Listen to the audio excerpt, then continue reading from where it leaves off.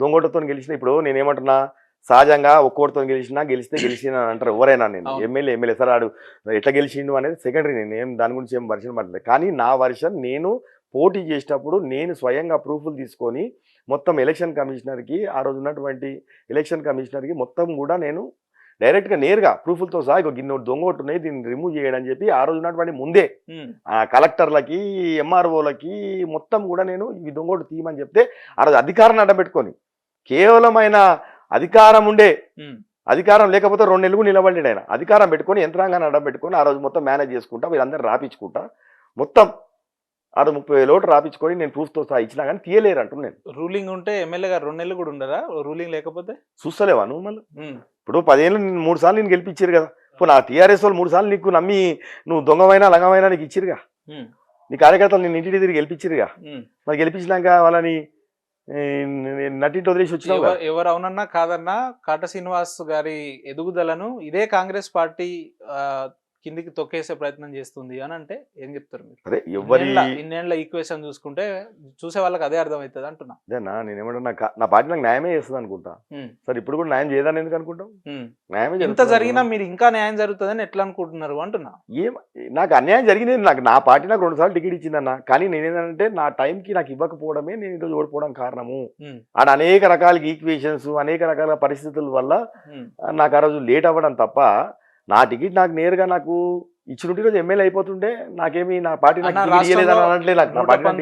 నియోజకవర్గాలు ఉంటే ఈ ఒకటే పటాన్ చెరువుకి సపరేట్ ఈక్వేషన్ ఉంటుంది. ఇక్కడ ఎందుకు ఉంటుంది అని అంటే కాటా శ్రీనివాస్ అనే వ్యక్తి ఈ పార్టీ కాంగ్రెస్ పార్టీ బలోపేత కోసం దశాబ్దాల కాలంగా పనిచేస్తున్నాడు, అందులో నో డౌట్.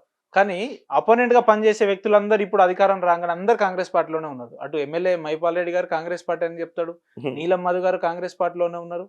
మరి అట్లా అనుకుంటే ఈ కాట శ్రీనివాస్ అనే వ్యక్తి పేరు వెనకబడుతుందేమో కదా, కొంచెం ఆలోచించుకునే పరిణామాలు ఏం లేవా? ఇంకో కాంగ్రెస్ పార్టీ అంటే కాటా శ్రీనివాస్ గౌడ్ పడంచెర్ల, కాటా శ్రీనివాస్ గౌడ్ అంటే కాంగ్రెస్ పార్టీ. నీలం మధు గారు ఎవరు దట్టి చెప్పినా మా నాయకుడు కాటా శ్రీనివాస్ గౌడ్ అంటారు. ఎందుకంటే మేమందరం కూడా 10-15 ఏళ్ల సంధి అందరం కలిసి ప్రయాణం చేసినాం. కష్టాలకి సుఖాలకి ఇబ్బందులు వచ్చినా కేసులు పెట్టుకున్నా ఎన్ని ఒడిదొడుగులు వచ్చినా పార్టీ ఒడిదొడుగులు వచ్చినా ఇలాంటి దుర్మార్గులు మా మీద దౌర్జన్యాలు చేసిన మేము ఎక్కడ కూడా అందరం కలిసి ప్రయాణం చేసినాం. ఎక్కడ ఎవరం దాటిపోలే. ఎంత దుర్మార్గం అన్నా మీ విషయంలో కాంగ్రెస్ పార్టీ చేసింది, మీరు దాన్ని ఓపెన్ అయితే లేరు. కానీ విషయం ఏంటంటే మీరు ఇన్నేళ్లుగా కష్టపడి క్యాడర్ని పెంచుకొని ఎమ్మెల్యేగా నిలబడతాము అని అంటే చివరి నిమిషంలో మీకు టికెట్ ఇస్తారు.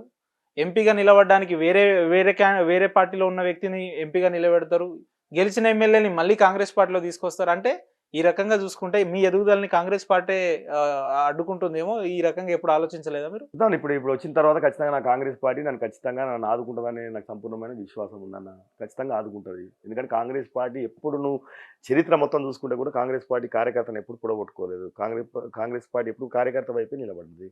మొన్న కొన్ని ఈక్వేషన్స్ వల్ల తనకి ఇచ్చినా మళ్ళీ కాంగ్రెస్ పార్టీ కార్యకర్తకి ఇచ్చింది మళ్ళీ తెలిసి. అక్కడ సమయము జాప్యం అయి ఉండొచ్చు కానీ మళ్ళీ కార్యకర్త పక్షాన్ని నిలబడదు. కాంగ్రెస్ పార్టీ అంటే మీకు అంత నమ్మకం అంత విశ్వాసం ఎందుకు అంటున్నా? ఉన్నది 20 ఏళ్ల నుంచి మా తండ్రి నుంచి ఇన్ననే ఉన్నాం కాబట్టి అది అట్లే కొనసాగుతా ఉంది. నాన్నగారు కూడా కాంగ్రెస్ పార్టీ. ఏదో ఇంటర్వ్యూలో నేను చూస్తూ విన్నా, మేము ఇప్పుడున్న ఎమ్మెల్యే కూడా మేమే రాజకీయ భిక్ష పెట్టినాం అది అని మాట్లాడుతున్నారు. అంటే ఎందుకు ఆయన పోయి నువ్వే అడుగు మరి ఏంది ఆడసి నన్ను ఇట్లా అంటున్నాడు ఏందని అడుగు.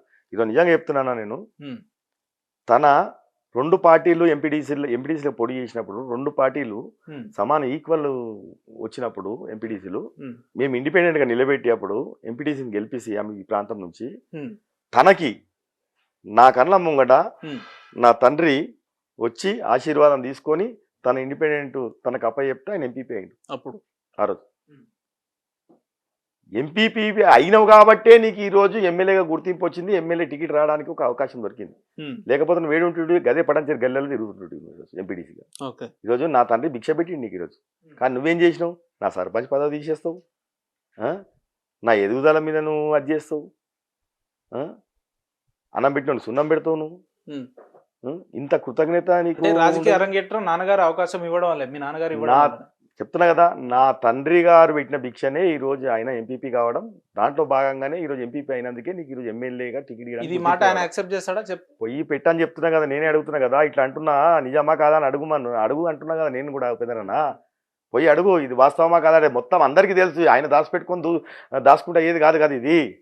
ఆ రోజు ఇండిపెండెంట్ ఎమ్మెల్యేని ఆయన ఇచ్చి ఆ రోజు కాంగ్రెస్ పార్టీ నుంచి ఆయన ఎంపీపీ వేసి ఈ రోజు గుర్తింపు వచ్చి ఆయన పార్టీలు ఫిరాయింపించి టికెట్ల గురించి సీట్ల గురించి ఆయన తిరిగినోడు తప్ప మేమెక్కడ తిరిగిన వాళ్ళం అంటే కాదు మీ అంటున్నాను. కుటుంబ సభ్యులకు వారికి మంచి సత్సంబంధాలు ఉండగా ఎక్కడ వ్యత్యాసం వచ్చింది, ఎక్కడ చెడింది అంటున్నా. జీర్ణించుకోలేక నేను రేపు పొద్దుగాల పోటీకి వస్తానని చెప్పి ఆయన ఒక పార్టీలోకి పోయి నేను రేపు ఎమ్మెల్యేగా పోటీకి వస్తానని చెప్పి నన్ను అంచేసే ప్రయత్నము, నన్ను రాజకీయంగా ఇప్పుడు అదే అన్నం పెట్టిన సున్నం పెట్టింది అదే కదా నేను చెప్పేది మీకు. ఈరోజు మనం రాజకీయ భిక్ష మా కుటుంబం పెడితే ఈరోజు మా రాజకీయాన్ని ఎదగకుండా తొక్కేసే ప్రయత్నం అధికారాన్ని అడ్డం పెట్టుకొని ఇంత కృతజ్ఞత లేనటువంటి నీచుడైనా. మీరు ఇదే పార్టీ నమ్ముకొని దశాబ్ద కాలంగా పనిచేస్తున్నారు. ఇదే మైపాల్ రెడ్డి అనే వ్యక్తి 2028లో కావచ్చు 2029లో ఇదే కాంగ్రెస్ పార్టీ నుంచి అభ్యర్థిగా మళ్ళీ వస్తే హైకమాండ్ వారిని ప్రకటిస్తే మీరు నిర్ణయాలు ఎట్లుంటాయి? అప్పుడు రా అన్నప్పుడు చెప్తా, నా కాంగ్రెస్ పార్టీ నాకే ఇస్తుందని నాకు విశ్వాసం ఉంది. ఆయనకి కాంగ్రెస్ ఇస్తే పార్టీ అంటున్నా. ఆయనకి ఇచ్చినప్పుడు చూద్దాం అంటున్నా. ఆయన అప్పటికాలం ఉంటాడా పోతాడా కూడా తెలియదు కదా, అప్పుడు చూద్దాం అంటున్నా. చాలా పెద్ద మాట అన్న ఇది. అంటే ఎట్లా ఆయన ఎప్పుడు నిలకడగా ఏడు ఉండడు కదా అన్న. ఇప్పుడు పెద్దనన్నా నిలకడ స్టాండర్డ్ మీద ఉన్నతో ఏదైనా చెప్పొచ్చు, ఏదైనా మాట్లాడొచ్చు. ఆయన ఎప్పుడు ఉంటాడో ఎప్పుడు పోతాడో తెలియని గురించి ఏం మాట్లాడమంటావు నన్ను? ఏం చెప్పమంటావు?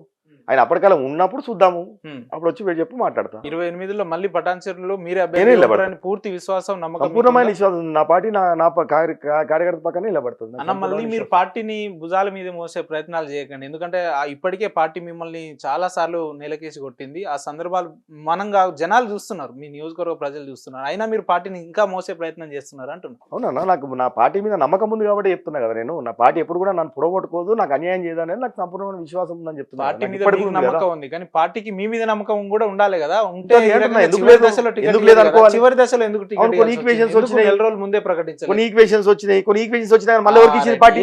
ఏందా ఈక్వేషన్ అంటున్నారు. ఇప్పుడు ఆ రోజు బీఆర్ఎస్ పార్టీ నుంచి ఆ రోజు ముద్రాజ్ కమ్యూనిటీ అనేది మొత్తం కూడా నీకు తెలుసు, రాష్ట్ర వ్యాప్తంగా నడుస్తా ఉంది. లొల్లిలు, ర్యాలీలు, పంచాయతీలు, ఎలక్షన్ ముంగట్ల. ఆ రోజు మాకు టికెట్లు బీఆర్ఎస్ పార్టీ ఇవ్వలేదని చెప్పి పంచాయతీ. మళ్ళీ ఈయనప్పుడు కాంగ్రెస్ పార్టీ ఆ రోజు ఇంతకొంత ముదిరాజు కమ్యూనిటీ కూడా ఇవ్వాలన్న ఒక ఆలోచనతో కాంగ్రెస్ పార్టీ ఒక నిర్ణయం తీసుకోరు. వాళ్ళు ఆ రోజు ఉన్నటువంటి సిఎల్పిలో నిర్ణయం తీసుకున్న తర్వాత అందులో భాగంగానే ఇక్కడ ఈ మధు కూడా ఆ రోజు మొత్తం ముదిరాజు కమ్యూనిటీ మొత్తం బాగా ఆ రోజు నడుస్తూ ఉంది, తిరుగుతూ ఉన్నాడు, చేస్తూ ఉన్నాడు. ఆ రోజు కూడా టీఆర్ఎస్ నుంచి మళ్ళీ ఆయన కూడా నాకు టికెట్ ఇస్తే నేను వస్తాను అని చెప్పి ఆయన కూడా అప్పీల్ చేసుకోవడం జరిగింది. సరే ముదిరాజ్ కమ్యూనిటీ కదా, మన వాళ్ళు ఇవ్వలేరు కదా, మనం ఇద్దామన్న ఒక ఆలోచనలో ఈక్వేషన్ తీసుకున్నారు పార్టీ. ఆ ఈక్వేషన్ తీసుకున్న భాగంగానే ఆయనకి ఇవ్వడం జరిగింది. కానీ తర్వాత కూడా మళ్ళీ ఏం చేసింది పార్టీ? కార్యకర్తగా నిలబెట్టదు కదా, ఓ నికాసమైనటువంటి కార్యకర్త పక్షాన్ని మళ్ళీ టికెట్ ఇచ్చింది కదా నిలబెట్టి. సరే, అందుకే టైము సరిపోకపోవడం, ఇబ్బంది కావడం అనేది ఒక భాగం. కానీ నిలబడ్డది కాంగ్రెస్ పార్టీ మళ్ళీ కార్యకర్త వైపే. అదే కదా చెప్తున్నాను.